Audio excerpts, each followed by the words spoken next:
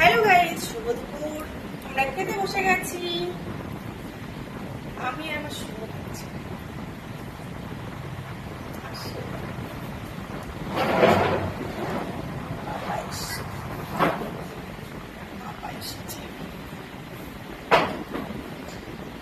আমরা খাচ্ছি ডিম।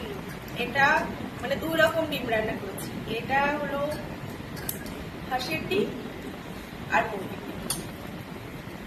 তাই না বাবা? তোমার কোনটা বেশি টেস্টি লেগেছে বলো?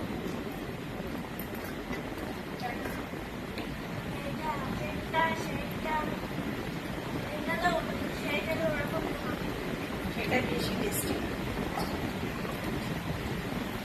পাপা হাত দিয়ে দিয়ে খেতে পারে, কত সুন্দর ভাবে হাত দিয়ে দিচ্ছে।